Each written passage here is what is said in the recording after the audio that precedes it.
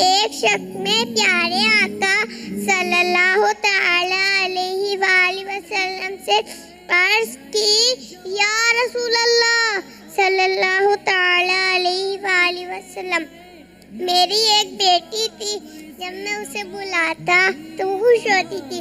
ایک دن میں نے اسے بلایا تو خوشی خوشی میرے پیچھے چلنے لگی۔ میں اسے لے کر ایک کنویں پہ گیا، اس کا ہاتھ پکڑا اور کنویں کے اندر پھینک دیا۔ وہ بیچاری رو رو کر ابو جان، ابو جان، ابو جان چلا رہی تھی اور میں وہاں سے چلا گیا۔ ایک بیٹی نے گول روٹی نہیں بنائی، اس بات پر والد نے اسے مار دیا۔ عبدالحبیب انکل، کیا بیٹیاں اچھی نہیں ہوتی؟ کیا بیٹیاں بوجھ ہوتی ہیں؟ کیا بیٹیاں رحمت نہیں ہیں؟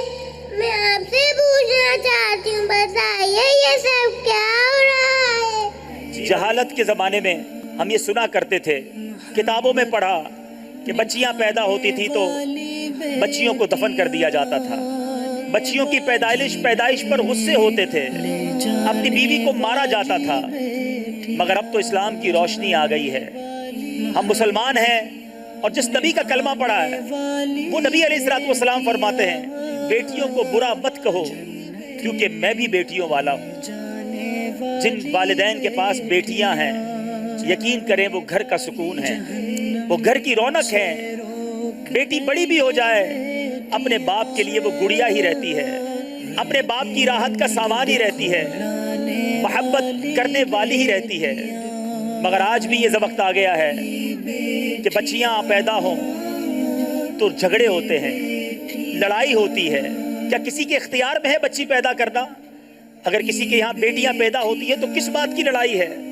نبی پاک علیہ السلام کا فرمان سنیے، میرے آقا علیہ السلام فرماتے ہیں کہ جس کی 3 بیٹیاں ہوں اور وہ ان کی اچھی پرورش کرے، ان کی اچھی طریقے سے دیکھ بھال کرے، وہ بچیوں کی کفالت کی وجہ سے، حدیث پاک کا مضمون ہے، اس پر جنت واجب ہو جاتی ہے۔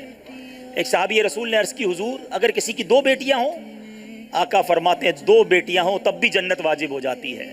عرض کی گئی، حضور اگر 1 بیٹی ہو؟ آقا فرماتے ہیں کسی کی 1 بیٹی ہو اس پر بھی جنت واجب ہو جاتی ہے۔ ارے یہ بچیاں تو جنت میں لے جانے کا گویا ٹکٹ ہیں، اور اس پر خاندانوں میں لڑائیاں، اس پر طلاق دے دینا، اس پر خاندان توڑ دینا، اس پر لڑائی جھگڑے کرنا۔ میرے میٹھے اسلامی بھائیوں، جن کے پاس بیٹیاں ہیں اس کو بوجھ نہ سمجھیے، یہ اپنا رزق خود لے کر آتی ہیں۔ اللہ نے انہیں ہمیں دیا ہے تو یہ رحمت ہے رب کی۔ اگر بچیاں ہیں انہیں بوجھ نہ سمجھیں، اس وجہ سے اپنی زوجہ پر ظلم نہ کریں، اس وجہ سے تانے نہ دیں، اس وجہ سے گھر میں لڑائی جھگڑے نہ کریں، اچھی پرورش کریں اور جنت میں جانے کا سامان کریں۔ اللہ کریم ہم میں سے جن کے پاس بچیاں ہیں ان کے اچھے نصیب فرمائے۔